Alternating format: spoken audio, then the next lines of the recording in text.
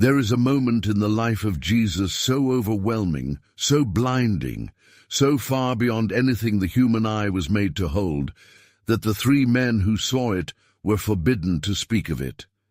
Not for a day, not for a year. Jesus told them plainly as they came down the mountain to tell no one what they had seen, not until after he had risen from the dead. They were shown the most glorious sight ever granted to human beings, and then commanded to carry it in silence. So they did. For years they said nothing. Peter, James, and John walked back down into ordinary life carrying a secret too bright to speak, waiting for a day they did not yet understand was coming, but they could not keep it forever. Long after that mountain, when Peter was an old man writing his final letter, knowing his death was near, he finally set it down for the whole world to read. "We did not follow cleverly invented stories," he wrote. "We were eyewitnesses of his majesty. We were with him on the holy mountain." An old fisherman at the very end of his life, still unable to forget the night the light poured out of his friend's face. Tonight, after 2,000 years, you will climb that same mountain too, and stand where those three tired men stood, and see what they were shown. And maybe you have been carrying something heavy for a long time now, a weariness that sleep has not touched in weeks. A quiet fear that the hard road you are walking has no glory waiting at the end of it. Only more road.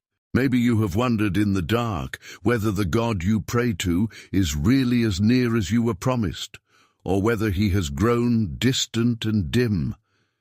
If so, then this ancient vision was kept for you.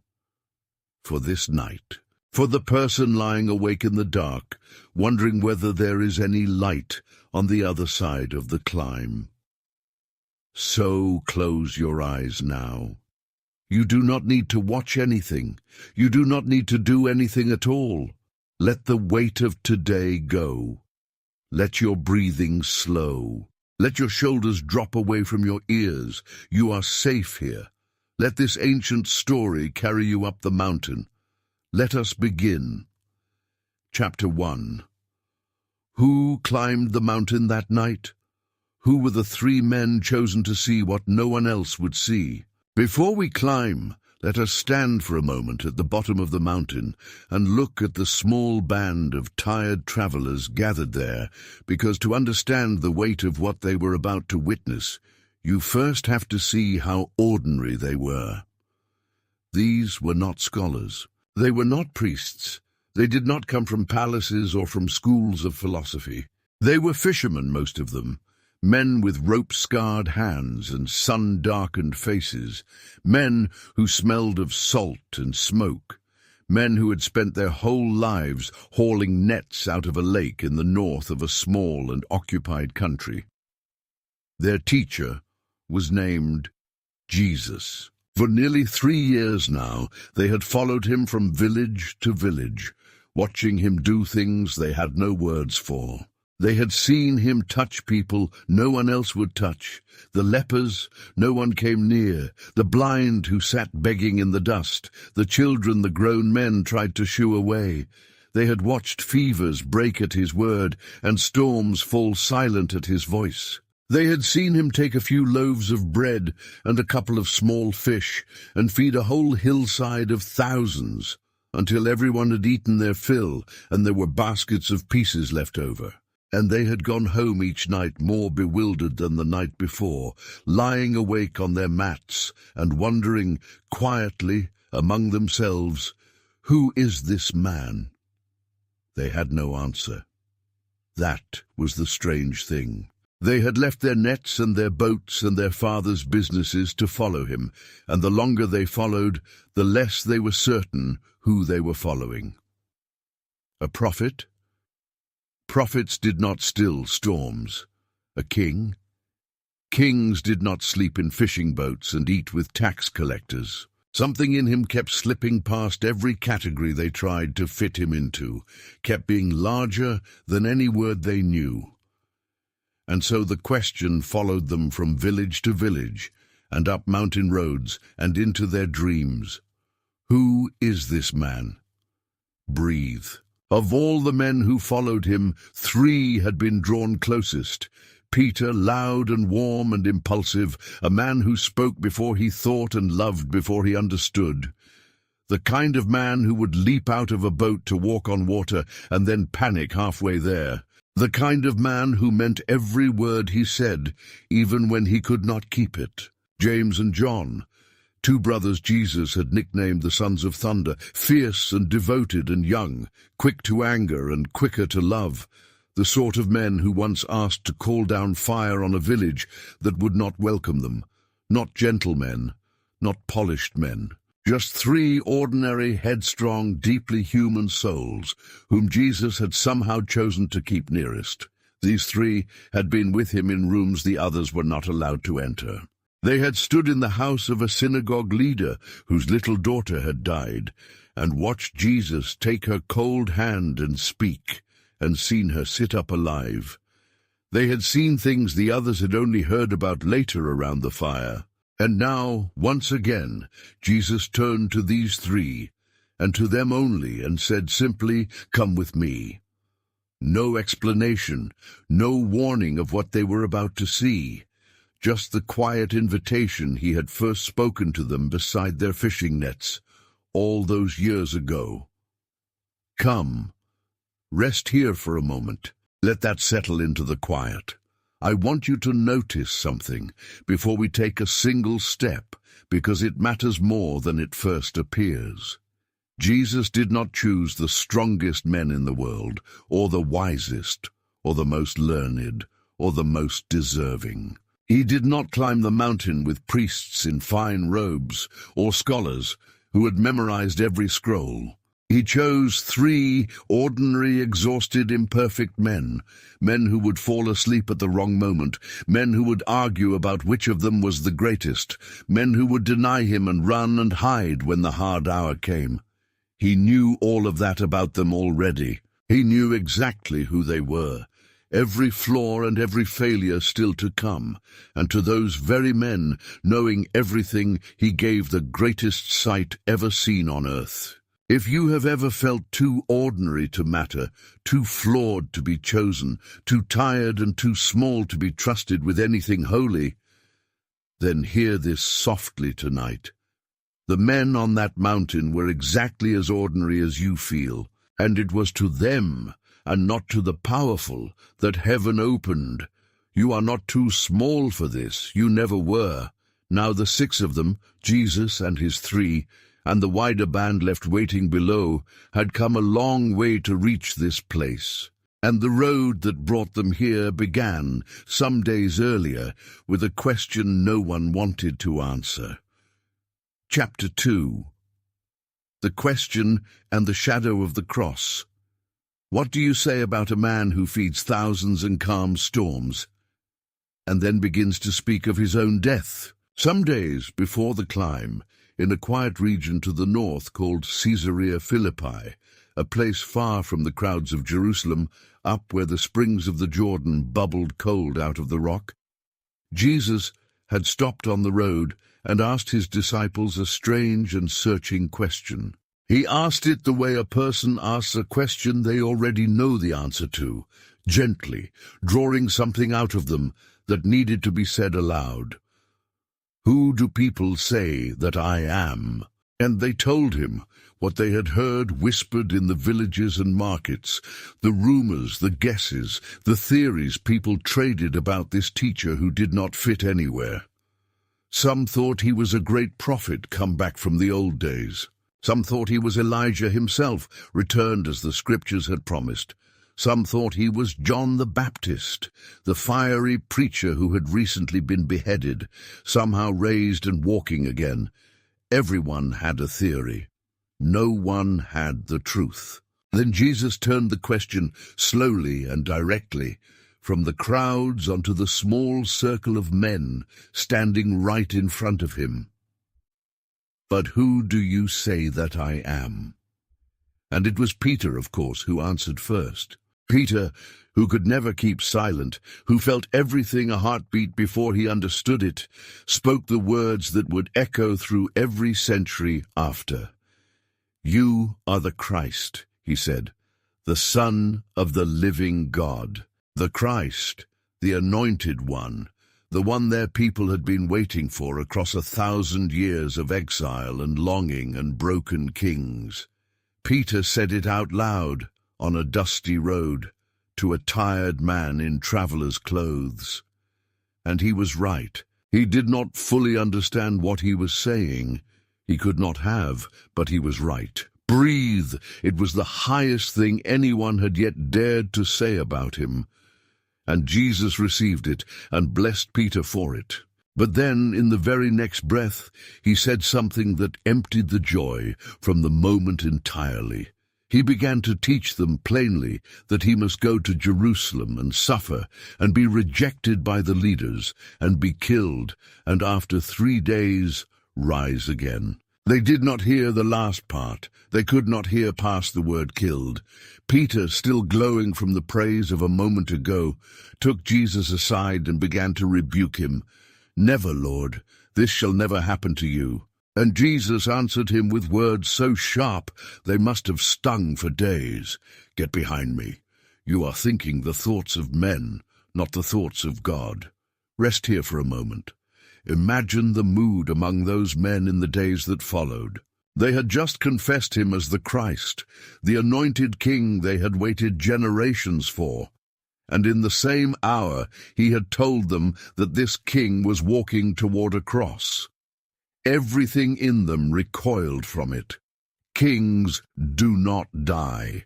Messiahs do not lose. The story was supposed to end in a throne, not a tomb. And so they walked on in a heavy, confused silence, unable to reconcile the glory they believed in with the suffering he kept describing. And here is the tender thing, the thing I most want you to carry up the mountain with us. It was precisely into that confusion, precisely into that dread, that Jesus chose to give them the vision, not before the shadow of the cross fell over them. After. He waited until they were most afraid that the story was ending in darkness, and then he took 3 of them up a mountain to show them how it would really end. Think about the timing of that, slowly, because it is one of the kindest things in the whole account. Jesus did not give the mountaintop vision to men who were riding high on joy and certainty. He gave it to men who were quietly heartbroken, who had just heard that the future they had staked their whole lives on was going to run straight into a cross. He gave the glory to the discouraged. He gave the light to the ones walking in a fog of dread. And that is exactly the kind of God he is, not one who waits for us to feel strong and hopeful before he draws near, but one who comes closest often in the very hours we are most afraid the darkness is winning. If you are walking right now through a season where everything seems to be bending toward loss, where the story you are living feels like it can only end in a tomb, then stay close tonight. Because what happened next was given to men who felt exactly that way. 6 days after that hard conversation, Jesus looked at Peter and James and John and said, "Come," and they began to climb. Chapter 3. The climb into the dark. Have you ever been so tired that even the good thing in front of you felt like more than you could carry?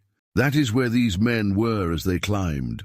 The mountain, most likely the high, snow-touched slopes of Mount Hermon, rising in the far north, or by some old traditions the rounded green height of Tabor further south, was steep and long, and the day had been long before it began. Jesus often prayed at night, and often prayed on mountains, drawing away from the crowds and even from his closest friends to be alone with his Father in the dark. It seems this was such a time. He led them up as the light was failing, up past the last of the trees, up where the path grew rocky and the air grew thin, up into the cold, quiet heights where the sounds of the villages below faded into nothing, and there was only the wind moving over the stones, and the crunch of their own footsteps, and the enormous silence of the high places pressing in on every side.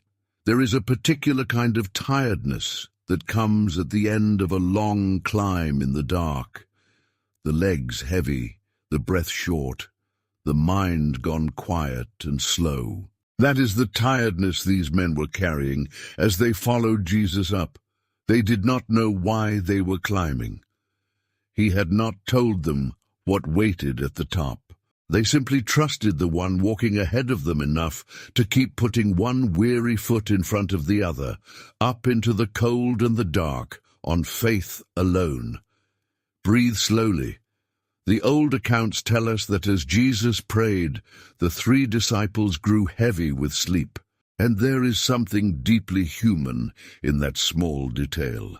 Something that should comfort every tired person who has ever tried and failed to stay awake in prayer. On the very night heaven was about to open, the men chosen to witness it could barely keep their eyes open. They were not saints made of light.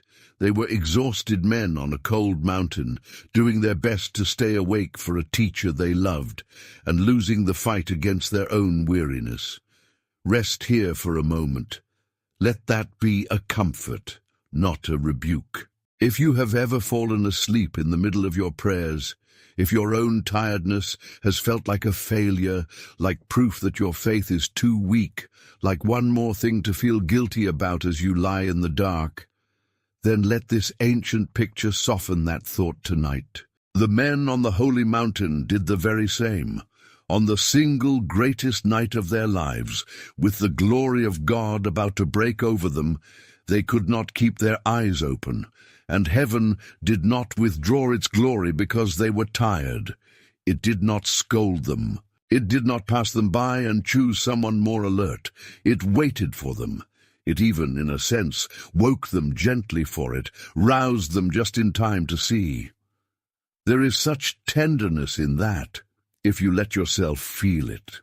God is not standing over you tonight, impatient with your weariness, keeping a tally of every prayer you were too exhausted to finish. He is far more like the one who let 3 tired fishermen sleep, and then softly woke them when the light began to shine, so they would not miss the very thing they had climbed all that way to see.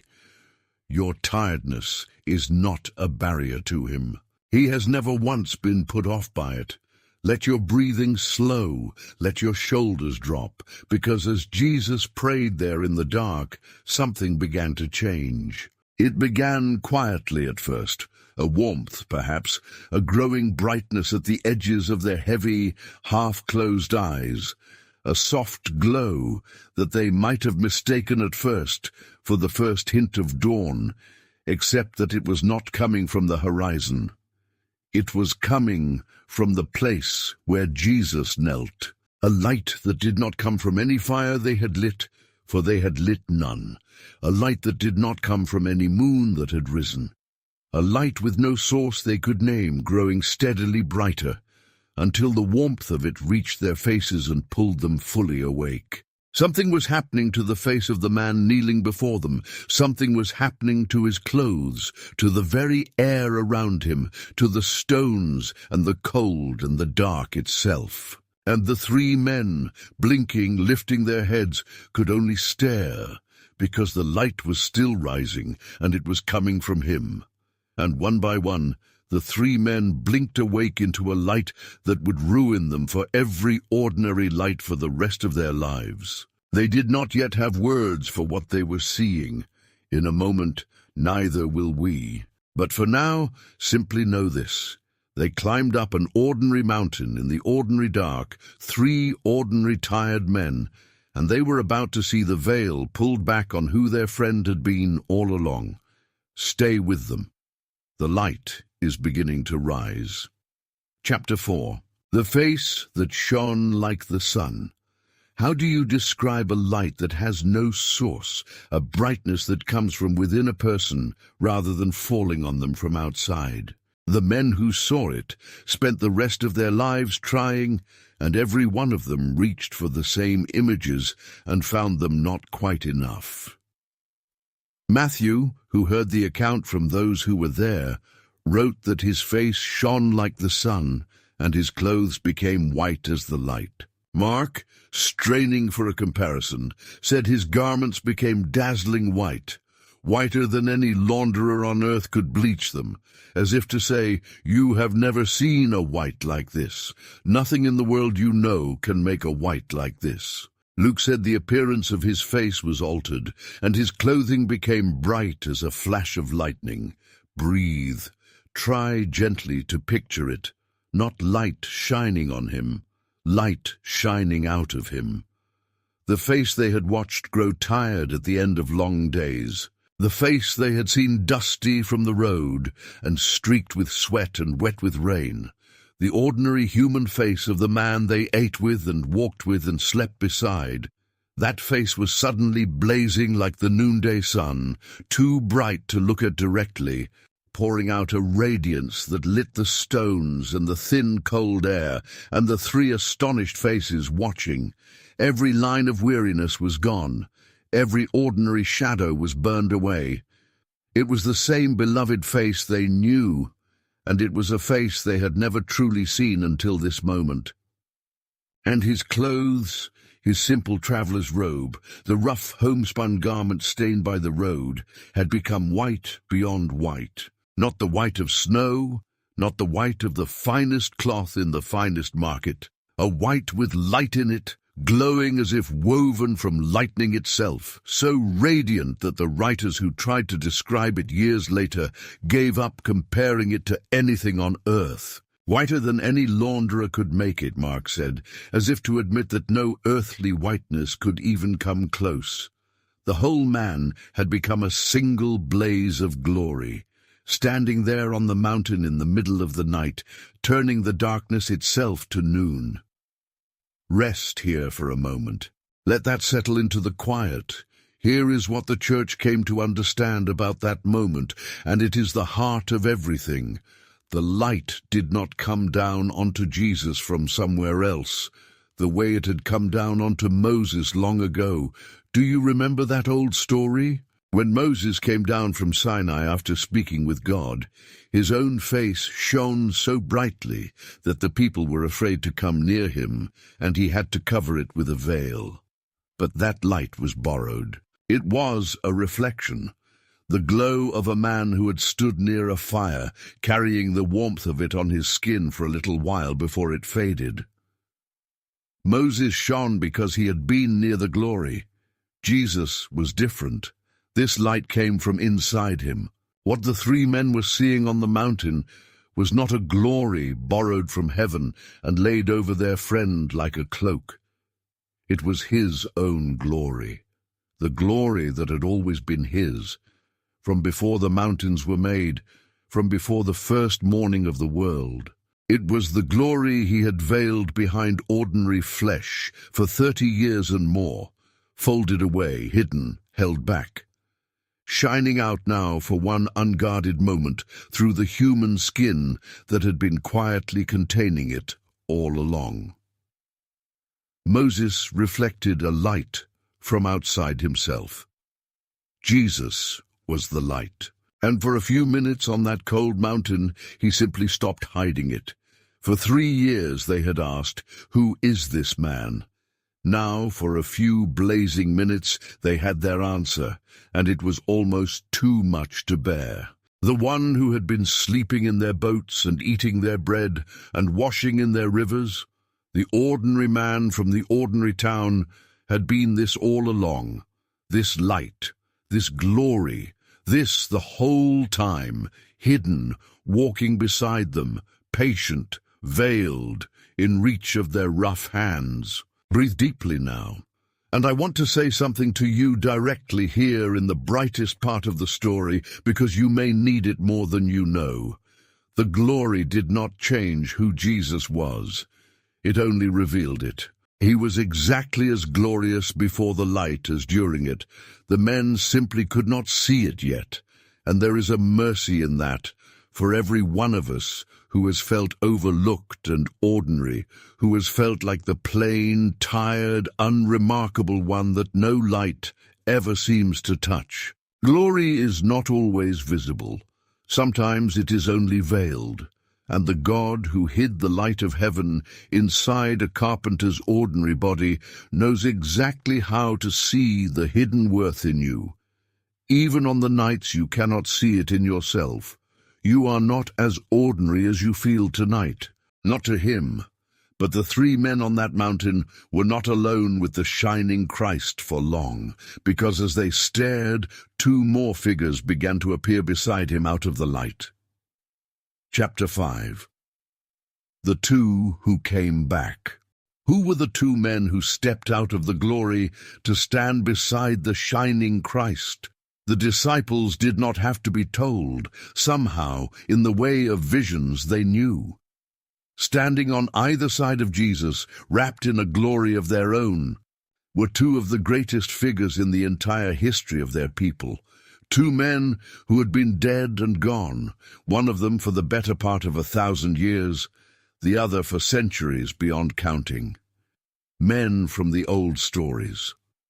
Men from the scrolls their fathers had read to them since childhood. Men whose names every child in Israel knew the way they knew their own. On one side stood Moses, the great lawgiver, the man who had stood before Pharaoh and demanded freedom, who had stretched out his hand over the sea and watched it part, who had led their ancestors out of slavery and up a different mountain, Sinai, wrapped in thunder and fire, to receive the commandments from the very hand of God. And on the other side stood Elijah, the great prophet, the fierce and lonely man who had called down fire from heaven on a mountain of his own, who had stood alone against a whole nation's kings and false prophets, and who at the end of his life had not died at all, but had been carried up into the sky in a whirlwind, in a chariot of flame. Two dead men, two of the greatest men who had ever lived, and here they stood, alive and shining, on either side of the carpenter from Nazareth. Breathe. Think of who these two were and why, of all the faithful dead, these two came. Moses represented the law, the whole vast weight of the commandments given at Sinai. Elijah represented the prophets, the long line of voices God had sent across the centuries to call his people home. Together, Moses and the law, Elijah and the prophets, they stood for the entire Hebrew Scriptures, the whole story of everything God had said and done up to that moment. And now the law and the prophets stood on either side of Jesus, not above him, not correcting him, but turned toward him, as if the whole of the old story had come to bow toward the one it had been pointing to all along. Rest here for a moment, and there is a quieter, tenderer mystery in the choice of these two men that the old teachers loved to sit with in the long evenings. Moses had died. The Scriptures say God himself buried him on a lonely mountain called Nebo, in a grave no human being ever found. Elijah had never died at all. He had been taken up, living into the sky in a whirlwind of fire, while his weeping companion watched him disappear. One passed through death. One was carried around it. Two utterly different endings to two faithful lives. And yet here they both were, on the mountain, equally alive, equally shining, equally present, standing together in the light of Christ, as though the difference had never mattered at all, as if to whisper to the three watching men, and across the centuries to us, it does not matter whether you go through death or around it. It does not matter whether your ending is gentle or hard, whether you slip away in your sleep, or are taken in a storm. In his presence both kinds of the faithful are alive. The man who died and the man who never did stood side by side in the same glory. Death, for those who belong to him, is not a wall. It is a doorway, And on the far side of it, the faithful are more alive than they have ever been. If you have stood at a graveside this year, if you have wondered in the dark what has become of someone you loved and lost, if your own mortality has begun to press quietly on your thoughts as you lie awake, then let Moses and Elijah stand in your mind for a moment tonight, shining, alive, unbothered by the different ways they left the world. Death is not the end of the story for those who belong to him. It never was. Breathe slowly. Let that sit for a moment in the dark. And what were these three great figures speaking about there in the light on the mountain? Luke alone of the writers tells us, and the answer is almost unbearably tender.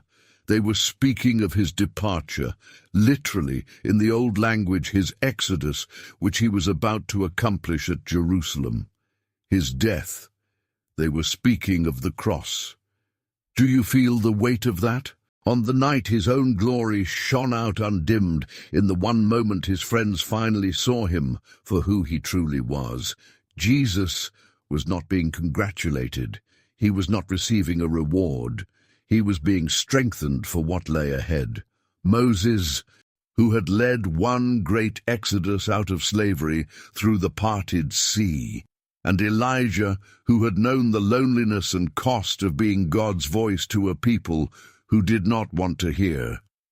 These two came, of all the topics they could have spoken of, to speak with him about the road to Jerusalem, about the cross, about the greatest exodus of all, the one he would lead not out of Egypt, but out of death itself, for all people, in every age, forever, and about the terrible price he would pay to lead it. The mountain of glory, it turns out, was a mountain of preparation. Heaven pulled back the veil not to distract Jesus from the cross, but to steady him for it, to remind him and his frightened friends of who he was and how the story would truly end right before the darkest chapter began. If you are facing something hard, something you are dreading, some cross you can already see waiting for you on the road ahead, then let this comfort you tonight. Even the shining Son of God was not sent toward his suffering alone. Heaven came to stand beside him and strengthen him for the road. And the same heaven knows exactly where you are walking, and does not send you either. You are not walking your hard road alone. You never were. But Peter, being Peter, could not simply stand in the silence and watch. He had to speak, and what he said broke the moment open in a way no one expected. Chapter 6. The Voice from the Cloud. What do you say when heaven opens in front of you, and you are only a tired fisherman on a cold mountain? Peter did not know, but he opened his mouth anyway because he could not help it, because the wonder was too much to hold in silence. Lord, he said, it is good for us to be here. Let us make 3 shelters, one for you, one for Moses, and one for Elijah. Even the old writers gently note that he did not know what he was saying. He was so frightened, so overwhelmed, that he simply reached for something to do, some way to hold the glorious moment still and keep it from slipping away. Let us build. Let us stay. Let us make this last. Breathe. There is something so achingly human in that. Faced with the glory too great to comprehend, Peter's first instinct was to build a little structure and try to keep it, to capture the mountaintop and refuse to come back down. And every one of us who has ever stood in a rare, shining moment, a moment of peace, of love, of nearness to God so sweet we wanted to freeze time and live inside it forever, every one of us understands Peter perfectly. It is good to be here. Let us stay. Let us never go back down into the ordinary. Rest here for a moment. But heaven had something more to say, and it did not wait for Peter to finish building. Even while he was still speaking, the old account is careful to tell us that while the words were still in his mouth, a cloud came and overshadowed them. not an ordinary cloud, a bright cloud, luminous, glowing from within, the ancient sign of the very presence of God himself. It was the same presence their ancestors had known in the wilderness, the pillar of cloud that had gone before them by day, the same glory that had filled the tabernacle so thickly that the priest could not stand to minister, the same cloud that had covered Sinai when Moses climbed up to meet God in the thunder. Their people had a name for it, the Shekinah, the dwelling presence of God. And now it came down and wrapped itself around them on the mountain. And the disciples were terrified as they entered the cloud, wrapped suddenly in a brightness so total it swallowed everything, the shining Christ, the two prophets, the stones beneath their feet, the mountain itself, until there was nothing left in all the world but the glowing cloud, and their own pounding hearts, and a silence that seemed to be holding its breath, waiting.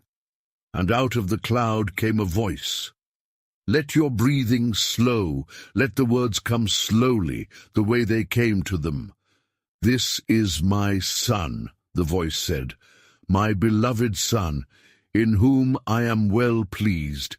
Listen to him. Breathe deeply now. Let that settle all the way down into the quiet. Consider what those few words did.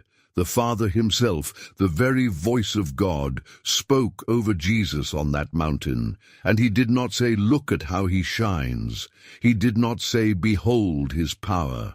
He said, first of all, this is my beloved Son, and I am well pleased with him. Before the cross, before the suffering, before Jesus had done the great thing he came to do, the Father declared his love and his delight over him, not because of what he had accomplished, because of who he was. The beloved Son delighted in before the hardest work of his life had even begun. And then 3 words that were the whole point of the mountain. Listen to him, not to build shelters, not to freeze the moment, not even in the end to gaze at the light. Above all, listen to him. Moses had spoken. Elijah had spoken. The law and the prophets had said their part. But now, the Father said, the last and truest word had come, and his name was Jesus, and everything now was to be heard through him. Rest here in the cloud for a moment, and here is the word I want to leave in your hands tonight, in the deepest part of the story. The same Father who said, this is my beloved, in whom I am well pleased over his Son before the hard road. That same Father, through that same Son, looks on everyone who belongs to him with that same delight. Not because you have earned it, not after you have finally accomplished enough, finally become good enough, finally proven yourself, before, now, tonight. In the dark, before you have fixed the thing you are ashamed of, before you have paid off the debt you feel you owe, before you have become the person you keep promising yourself you will one day become. You are already loved, already delighted in, already his. Let that be more than words as you lie there. So many of us live our whole lives believing deep down that love is something waiting at the end of a long climb. That if we can just be good enough, strong enough, worthy enough, then one day we will finally deserve to be loved. But that is not what the voice said on the mountain. The voice spoke its delight first, before the work, before the cross, before anything was accomplished. Love came first. It always comes first. And the love the Father spoke over his beloved Son is the very love he pours out over you tonight, exactly as you are, with nothing left for you to prove. You are the beloved. You are well pleased over.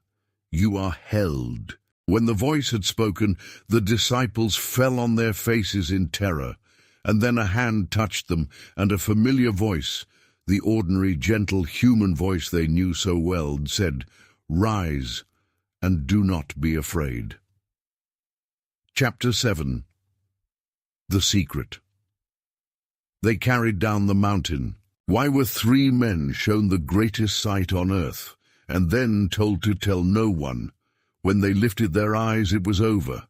The cloud was gone, the two prophets were gone, the blinding light was gone. And Jesus stood there alone in the returning dark, ordinary again. His tired human face lit only by the stars and the first grey hint of morning. The same friend they had climbed up with, in the same road-worn robe, as if nothing at all had happened. There was no glow left, no cloud, no voice, only the wind over the stones and the long silence of the high place and the ordinary beloved man standing quietly among them, waiting for them to gather themselves. But something had happened. They knew it in their bones. Their eyes still ached with the memory of the light. Their hearts were still pounding from the voice, and as they began the long walk back down the mountain in the grey light before dawn, still trembling, still trying to understand what they had seen, Jesus gave them the strangest instruction of all. "Tell no one what you have seen," he said, "until the Son of Man has risen from the dead. Breathe, tell no one, keep it, carry it in silence." The single most glorious thing they would ever witness, and they were to lock it away and speak of it to no one, not to the other disciples waiting below, not to their families, not to anyone, until a day they did not yet understand was coming. The old accounts tell us, with quiet honesty, that they kept the matter to themselves, and questioned among themselves what this rising from the dead could mean. They had no idea. The words made no sense to them yet. They only knew they had been trusted with something too bright to speak, and told to wait. Rest here for a moment. Let that settle into the quiet. Why the secret? Scholars and teachers have pondered this for centuries, and the honest and beautiful answer is this. The vision would not make sense until after the cross. If the three men had run down the mountain shouting about the shining Christ, the crowds, already hungry, already restless, already looking for a conquering king to rise up and throw off the Roman armies occupying their land, would have tried to force him onto a throne then and there. They would have taken the glory and missed the whole point of it. They would have crowned him king in exactly the way he had refused to be crowned, and the whole story would have collapsed into the very thing Jesus had come to overturn. The glory could not be understood before the suffering. That was the heart of it. A shining Messiah with no cross would have been just another conqueror, another strong man promising to win. It was only afterward, only on the far side of the nails and the tomb and the impossible morning, that anyone would be able to hold both truths at once, both halves of the mystery in a single hand, that he was blazing with the undimmed glory of Almighty God, and that he had willingly veiled it, willingly laid it down, willingly walked into death and shame and darkness for people who did not deserve it. The light only made complete sense in the shadow of the cross, and the cross only made sense in the light of the glory. Each needed the other. And so the three men were told to wait and carry the secret and trust that the day would come when it could finally, safely, be spoken aloud. Breathe deeply, and they did carry it, for years. Through the betrayal in the garden, through the trial and the nails and the terrible silence of that Saturday, through the impossible morning when the tomb was found empty, through all of it, they held the memory of that mountain in secret, waiting. And then, at last, the waiting ended. Peter, an old man now, near the end of his life, finally wrote it down for the whole world. "We were eyewitnesses of his majesty," he wrote. "We heard the voice from heaven while we were with him on the holy mountain." The secret he had carried for a lifetime became, in the end, one of the reasons the whole world would believe. Rest here for a moment and let this be your comfort tonight. Sometimes God gives us a glimpse of glory we are told to carry quietly for a long time before we understand it. Sometimes the brightest thing that ever happens to us has to be held in silence, in trust, waiting for a day when it will finally make sense of itself. Not everything holy is meant to be understood the moment it is given. Some things are given to be kept, carried like an ember through a long, dark night, guarded and trusted, until the morning comes when their meaning can finally shine out. If there is something you are carrying tonight that you do not yet understand, a hope you cannot quite explain to anyone, a strange peace that came to you once and that you have been holding in the dark ever since, a promise you sensed but cannot yet see fulfilled, then take heart from the 3 men on the mountain. They did not understand what they were carrying either. They questioned it among themselves. They waited through years of confusion and grief, and the waiting was not wasted. The day came. What they held in silence became, in the end, the testimony that helped change the whole world. Your day will come too. What you are holding in the dark is not lost, and it is not forgotten. It is only being kept safe, kept for the right morning, kept by the same God who kept a shining secret in the hearts of 3 fishermen until the time was right to let it blaze. Chapter 8. Why this was kept for you tonight. We have climbed the mountain now, so let us come gently all the way back down, back to you lying in the dark, carrying whatever you carried into this night. Because this ancient vision was not written only for 3 fishermen 20 centuries ago, it was written in the deepest sense for you, for tonight, for exactly the weariness you are feeling right now. Breathe. Let your shoulders drop away from your ears one more time. Here is the heart of everything the mountain has to give you. Remember why the 3 men were taken up there in the first place. It was not in a season of triumph. It was not a reward for a job well done. It was right after Jesus had told them, for the very first time, that he was walking towards suffering and rejection and death, right when their hope was most shaken, right when the story they had staked their whole lives on seemed to be bending only toward loss. Their teacher had just said the word killed, and they could not stop hearing it.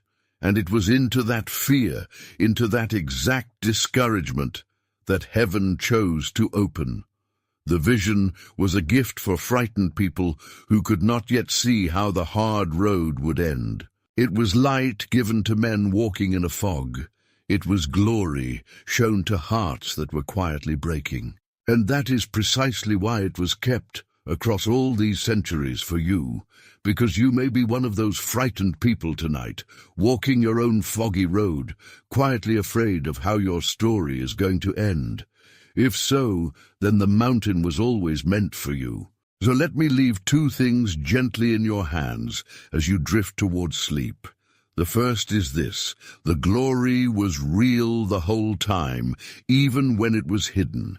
For 30 years and more, the light that blazed out on that mountain was already there, inside the ordinary carpenter, veiled behind tired human skin, fully real but wholly unseen. No one in Nazareth ever suspected it. No one who watched him work wood or walk the dusty roads knew what was folded away inside him. The glory was not created on the mountain. It was only at last revealed there. And so it is with the good that God is doing in your life right now. On the nights when nothing shines, when you feel utterly ordinary and overlooked and dim, when it seems as though nothing holy could possibly be happening in a life as small and tired as yours, the glory is not absent. It is only veiled. God is doing something bright in the dark that you cannot see yet, working quietly, patiently, beneath the plain surface of your ordinary days. The absence of the light to your eyes is not the absence of the work. Hold that gently. What feels like nothing may be the very place the light is hidden, waiting for its morning. The second is this, and let it be the last thing you hold before sleep. The voice from the cloud said, "This is my beloved, in whom I am well pleased." And it said it before the hardest road, not after. Not once the work was done, not once the cross was carried. Before. You do not have to climb any mountain, shine any light, win any battle, or accomplish anything at all to be loved by the God who spoke those words. Through his Son, that same voice speaks over you tonight, here in the quiet, in the dark, exactly as you are, with your failures still unmended, your worries still unresolved, your climb still unfinished. Beloved, well pleased over, chosen, like 3 ordinary tired fishermen, not for your strength but simply only because he wanted you there. Let those 2 truths hold you now. The glory you cannot see is not gone, it is veiled, and it is coming. And the love you keep trying to earn is already yours, spoken over you before you ever did a thing to deserve it. There is nothing left to prove tonight. There is only rest. Breathe slowly now. You are not too ordinary for glory. You are not too tired to be chosen. You are not walking your hard road alone, and the light you cannot see is not gone. It is only veiled, and it is coming. You are seen, you are known, you are held, you are loved, you are safe. Rest now. The climb is over. Let the mountain hold you. Closing and prayer. We have climbed the mountain together tonight. We have watched an ordinary face begin to shine like the sun. We have stood in the bright cloud and heard the voice name the beloved Son. We have carried the secret down the mountain in the grey light of dawn. And through all of it, one truth has been shining quietly underneath everything else. The truth that the hardest roads and the brightest glory are not opposites in the hands of God. We so often imagine that suffering means God has left, and that glory only comes when the suffering is finally over. But the mountain says otherwise. The mountain came right before the cross, not after it. The light was given to strengthen a man for his suffering, and to strengthen frightened friends who could not yet see the ending. The glory did not cancel the hard road, and it did not wait politely on the other side of it. It walked straight into it. It went down into the dark of Good Friday, carrying the memory of the light. And it came out the other side on an Easter morning, brighter than ever, with the stone rolled away and death itself left empty and behind. That is the pattern woven through the whole story, and it is the pattern woven quietly through your life as well. The glory and the cross belong together. The light does not mean the hard road is cancelled, but the hard road does not mean the light is gone. So whatever hard road you are walking tonight, hold this close. There is a glory on the far side of it that you cannot yet see, and a Father who already delights in you before you ever reach it. The story does not end in the tomb. It never did. Let us pray. Father, we come to you at the end of this day, tired and carrying more than we know how to say. Thank you for the mountain. Thank you for the light that shone out of your Son, and for the voice that named him beloved before the hardest work of his life had even begun. Thank you that the same voice speaks that same love over each of us now, not because we have earned it, but because you are like that. For the one lying awake tonight, afraid of the road ahead, unable to see any light at the end of the climb, we ask not for an explanation, but for your presence. Come and stand beside them in the dark, the way heaven stood beside your Son. Let them feel, even now, even in the quiet, that they are beloved and chosen and never once alone. Quiet their racing thoughts, loosen the grip of every worry, and carry them gently down into sleep. We ask it in the name of the Son who shone on the mountain and rose from the grave. Amen. Sleep now, beloved. The climb is over. You are held, you are loved, you are safe. May the Lord bless you and keep you. May his face shine upon you, the way it shone on the mountain, and give you peace. This is Night Psalms, and we will walk with you again soon. Good night. Amen.